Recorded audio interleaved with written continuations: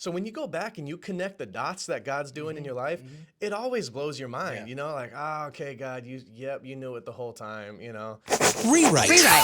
New life, new beginning. Hey, I'm Jonathan Unthank. Welcome to another edition of the Rewrite Podcast and hanging out with Sean Rodriguez. Man, thanks for hanging out Man, today. thank you for having me. This is awesome. Dude, so tell me a little bit about yourself, then we'll talk a little bit about music, and then the Rewrite Podcast is set up to talk about our faith in Jesus, your faith story. I love it. So tell me a little about yourself first of all. Yeah, man. So my name is Sean Rodriguez. Do Christian music. Before I did Christian music, though, I was actually a family pastor back in Denver, Colorado. I live in Tennessee now. Moved about 4 years ago, and just trying to pursue that family ministry calling through this new lane that is Christian music. So yeah, it's been a blast. God's been good in the season, and now I'm here with you. That's So, awesome, dude. yeah. So family ministry, was that kind of like kids pastor? Yeah. So it was all the lanes, man. It was children's pastor. It was middle school. It was Yeah. high school. I got to speak to the parents and the grandparents on a yep. Sunday every once in a while. But I will say my favorite element of it was children's ministry. Yeah. The joy and the fun that kids have in ministry, it's so cool. We did something called, well, I'm sure a lot of people are familiar with Vacation Bible Oh, yeah. School. We called it Kid Venture. It was just kind of our spin on that.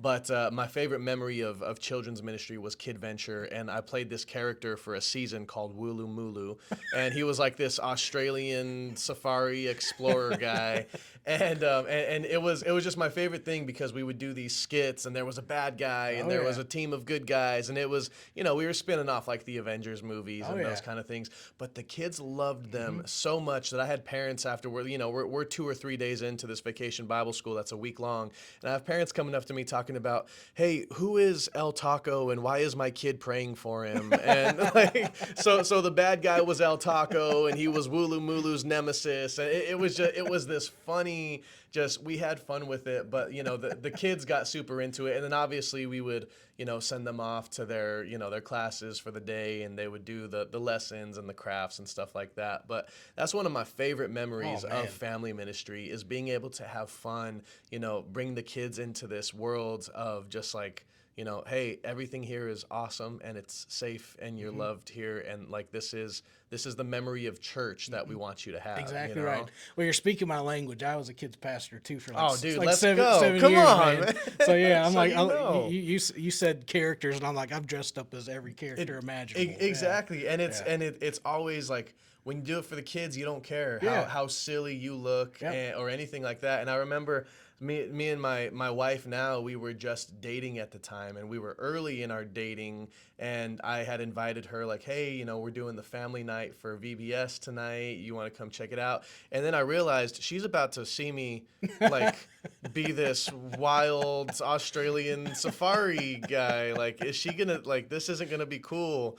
But she says it made her fall in love. So I don't know. Whatever but, it takes. Yeah, but it's funny, man. When you're doing it for the kids, you just don't care who's watching. You know what I mean? It's so cool. Well, and you think about the impact of even a crazy character like that. Yeah. They're going to be talking about it when they're teenagers. Yeah. You remember that? That, Yeah. You left that that moment in their life. Yeah, seriously. I mean, yeah, we found out later on that, that kids and families, when they would play pretend, they would pretend to be the characters from Kid Venture. And so it's funny, the impact, and I always talk about, in ministry, they will never remember, and this is kids, teenagers, adults, they will never remember all the Bible verses you taught them or all of the lesson subjects, but they will always remember that church was that place that they wanted to be in. They wanted to go there, and they knew that the people there loved them. And that was our opportunity in any kind of ministry. We have an opportunity to just make people feel loved and feel like this is where I want to be. And that was a great example of being able to do that. That you're getting your feet wet in that regard. So as far as like moving into music, how did that opportunity? Yeah, man. So I always loved music in that time, but in Denver there's not a big Christian music market. I always wanted to do something in that lane, but I never thought it would be possible. So right around when my daughter was born, I was just going through this thing of, all right, well, I'm spending money to make songs, and I probably need to get serious about, raising my daughter and, career and all of that stuff. So I was about to kind of give it up. I was going to say, all right, God, that's not for me. I'm going to do ministry, and I'm going to leave the music dream behind. And before I did that, a buddy of mine was like, why don't you take a trip out to Tennessee and just go visit people? And I was like, oh yeah, I'll go, but my mind's pretty made up. I think God's calling me out of it. So, I did the prayer and I did the fasting before I went out, and I did the thing you're not supposed to do, right? I had this list, like, okay, God, Yeah, like, if you do this, if this is what you want, then here's my checklist. Yeah. And you're not supposed to do that. I did it, and God checked every one of those boxes and even more. And the craziest thing to me was I called my wife after I met who is now my label, We Rock Entertainment. I called my wife after I met with them for the first time. And I told her, hey, so listen, there may be an opportunity for us to like try this music thing, but they said there's no guarantees. They said it would be a lot easier if we lived out here. And her first response, like no joke, she said, okay, I'll start packing. Wow. And I was like, wait, hold on. So from that point, man, I'm trying to talk her out of it because, I'm like, well, what about this? What about this? What about this? And she's just like, nope, I've been feeling God stirring me up. God's been telling me that we have to do something different. Something is next. And I think this is what it is. So literally 3 months after that, we're in the car, we're driving down. We have no family out there. Everything that we own is, in our rental trailer thing, and we don't have jobs. We don't have guarantee of future music or anything like that. We just have like a little bit of money that we had saved up and an apartment waiting for us on the other side. Wow. And we said, all right, let's go and see what happens. And through, one of the biggest things that I was praying for in that season is like, God, put me with the people that are going to make me a better person, not the ones that can turn the keys and do all of this, but I want to work with the right people because I want to be here for a long time and I want to be doing this for a long time. And We Rock were the people that he put me in front of. And this is another kind of funny part of how God works. The other thing that I prayed for, and I encourage everybody who is stepping out in faith to pray this: God, this is what I want. But even if you don't, I will serve you faithfully wherever you put me. Yes. And in my first 9 months in Tennessee, God did not put me in music. He put me, me and my friend, we called it the dungeon. But I worked on the video team for from what was then my home church in Tennessee. Yeah. I worked on the video team, and I was the guy behind the camera doing the edits and looking at other, filming other people's testimonies. I would film the worship team, but I wasn't on the worship team. Like, he put me in an area where there was no music really at all, and I served faithfully though. And that was the thing. And in serving faithfully, he continued to put me with the people that were going to make me a better person. And then after that time, then music opportunity had come. But it was the opportunity to focus on where God had me in that moment and not be like, okay, well, if it's not going to benefit my music, I don't want to do it. Sure. It was one of those things where, hey, you prayed this, you promised God this, now walk it out and see it through, Well, and you see him always working behind the scenes during that time. Always. Yeah, you can, always. looking back now, you're like, okay, yeah, that's why I had to spend 9 months. Or, and even the hard things in life and the bad times in life and the people that like, oh man, I wish I had never come across that person.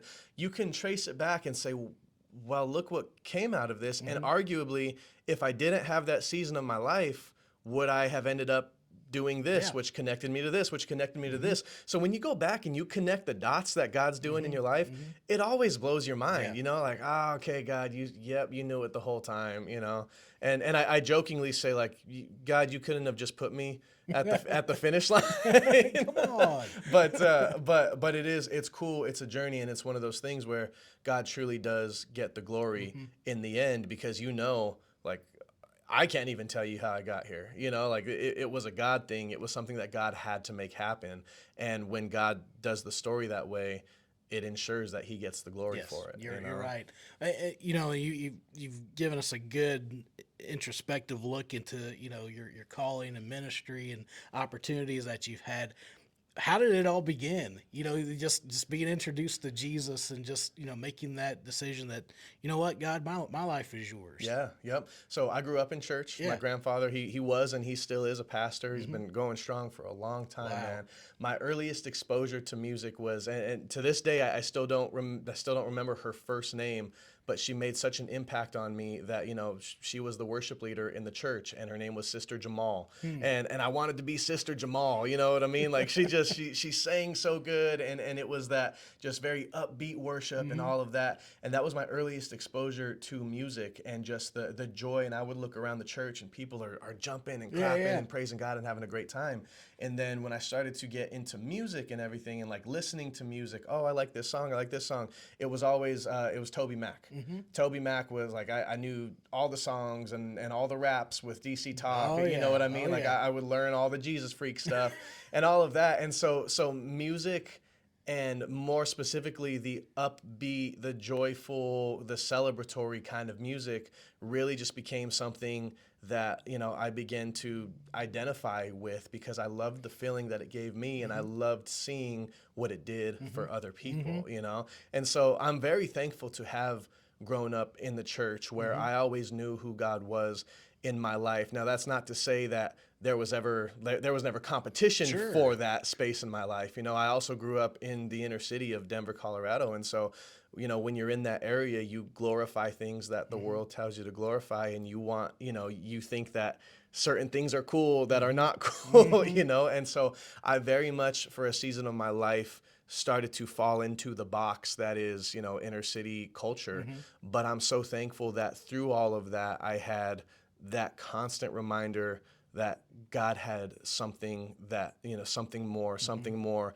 And when I say something more, I don't mean like God was calling me to music the whole time. Sure, I yeah. mean something more than life outside of the box. You know what I mean? And that's what I always like to talk about when I go back to that city specifically or any other city similar. It's, there is so much more than this life between these two streets that you know. And if you can get out and experience it and see what God does in the world, it will just it does something inside of you, and it says, okay, let me take a leap, let me see what else there is, because there is so much more than what you've grown up knowing. I love that. So your grandfather, Sister Jamal, Yeah. you know, Yep. they're like the bedrocks. Yep. Grandpa, Sister Jamal, Toby Mac. That's That's hilarious. That's hilarious. But and I have sort of that same those memories as well. Couldn't remember her name, but my dad pastored a inner city church in Chicago as a kid. Okay. But I remember this little old lady. Couldn't tell you her name to this day. But I remember being the only one in her Sunday school class. Wow. So her, same kind of thing. Laying the foundation of faith in me as a little boy, that kind of thing. That's important. Yeah. You know. And man, I'm so thankful that Sister Jamal served so passionately, because she never knew that she planted a seed that became what I'm doing now. You know what I mean? And there's so many leaders out there in the church that it's like, you think you're just going to church every Sunday, you think you're just serving on the worship team or on the children's team or whatever, but you're not. Like, it is so much more than that. And you wish that everybody could see the fruit of the seed that they planted. That not everybody can, not everybody gets to see it. But if they could, man, like that's just incredible. It's so much more than volunteering. You know? Yeah. And so it makes me thankful for the people who serve passionately and who are really there, like not to check the box or not to be good with God, but to really say like, no, I'm passionate about God, and I want that to become contagious. Yeah, that's cool. What is the rest of this year look like? Man. You got new music that Yeah. you're putting out there and you're working on that. What's it looking like? Yeah, we have several songs coming out this year that I'm very excited about. They're going to be a ton of fun. I've had a blast being able to write them. I've written them with friends, both with friends and with people that I looked up to from the outside of the industry. People that I was like, oh, I would love to work with that person someday. It's those things are starting to happen, and it's incredible. So I'm very excited about the songs that we're going to be putting out. And then we have an awesome summer tour that's getting scheduled, a lot of festivals around the country, And, festivals for me are very special because I grew up going to festivals and they were always like the highlight of the year. You know what I mean? When I was a teenager, I would serve in Vacation Bible School. And then it always ended up that there was like a Christian music Yeah. festival that weekend Yep. following. So we would do a week of serving and then we would do a weekend of festivaling.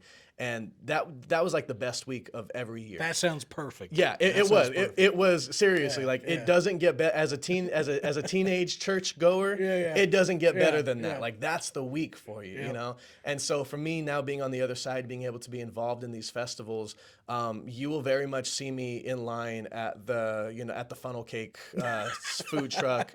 I was rock climbing last summer. Like I love to be involved in these things. You know what I mean? So I don't just go out to play them. I go out to be a part of them. And that's always been such a blessing. And I'm so thankful for the perspective that I have going from being a super fan of these kind of things to now being able to be a part of those kind of things, like being behind the scenes, part of like someone who gets to help make that happen is really cool. He's like all in. Dude. All in. Yeah. When it comes to that. Now, Yeah. now, as far as your grandfather, how old is he? He is 71 now. 71. Yeah. Now, is Sister Jamal still alive? She is not. She's not. Yeah, she is no longer with us. Because I was thinking that would be a cool mashup right there. Dude, if I had that opportunity, Yeah. I tell you what, man, that would be incredible. Now, me and my grandpa have messed around and thrown ideas out of like, hey, why don't we record this song together? Why don't we record this song together? But it just hasn't happened yet because it's really crazy. You know, even when he was young, he was a traveling evangelist and he was the worship leader for the pastor that he was serving under.